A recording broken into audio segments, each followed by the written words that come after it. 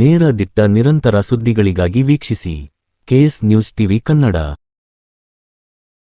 ವಿಜಯನಗರ ಜಿಲ್ಲೆಗೆ ನೂತನ ಹಾಗೂ ಪ್ರಥಮ ಮಹಿಳಾ ಪೊಲೀಸ್ ವರಿಷ್ಠಾಧಿಕಾರಿಯಾಗಿ ಶ್ರೀಮತಿ ಎಸ್. ಜಾಹ್ನವಿ ಅವರ ವರ್ಗಾವಣೆಗೊಂಡು ಅಧಿಕಾರವನ್ನು ಸ್ವೀಕರಿಸಿದರು. ವಿಜಯನಗರ ಜಿಲ್ಲೆಯಿಂದ ವರ್ಗಾವಣೆಗೊಂಡಿರುವ ಜಿಲ್ಲಾ ಪೊಲೀಸ್ ವರಿಷ್ಠಾಧಿಕಾರಿಗಳಾದ ಶ್ರೀ ಬಿ. ಎಲ್. ಶ್ರೀಹರಿಬಾಬು ಅವರು ಅಧಿಕಾರವನ್ನು ಹಸ್ತಾಂತರಿಸಿದರು. ಶ್ರೀಮತಿ ಎಸ್. ಜಾಹ್ನವಿ ರವರಿಗೆ ಐತಿಹಾಸಿಕ ವಿಜಯನಗರ ಸಾಮ್ರಾಜ್ಯದ ರಾಜಧಾನಿಯಾಗಿದ್ದ ವಿಜಯನಗರ ಜಿಲ್ಲೆಗೆ ಸ್ವಾಗತ.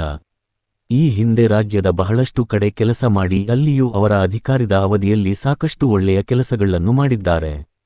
ನಿಮ್ಮ ಕೆಲಸದಲ್ಲಿ ಯಶಸ್ಸು ಸಿಗಲಿ. ನಿಮ್ಮ ಪ್ರಯತ್ನಕ್ಕೆ, ನಿಮ್ಮ ನಿಷ್ಠೆಗೆ ಇನ್ನೂ ಹೆಚ್ಚಿನ ಶಕ್ತಿಯನ್ನ ಆ ದೇವರು ನೀಡಲಿ ಎಂದು ಕೇಳಿಕೊಳ್ಳುತ್ತೇನೆ. ವರದಿ H. Karim Nandibevur, KS news TV Kannada.